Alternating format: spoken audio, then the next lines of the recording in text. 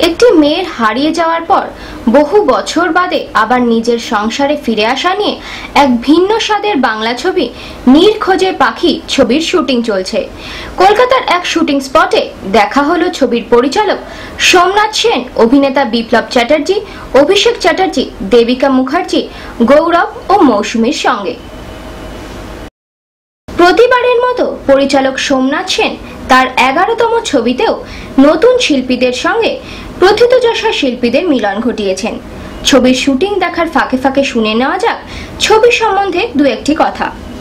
বড় খোকাকে বলে এসেছি তোমার সঙ্গে দেখা করতে।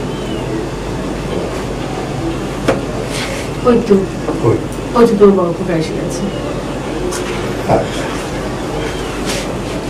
গল্পটা হচ্ছে আপনার একটি পরিবারের একটি মেয়ে, সে ছেলেবেলায় হারিয়ে যায়, 15 বছর বাদে তাকে খুঁজে পাওয়া যায় এবং তারপর জানতে পারা যায় যে সে এতদিন নিষিদ্ধ পল্লীতে ছিল।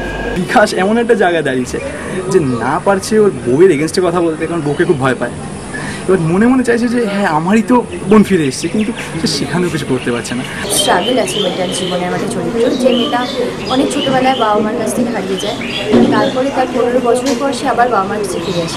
মা যতটাই চুপচাপ থাকুক না কেন, মায়ের একটা সাপোর্ট আছে, সেটাই আমি করছি।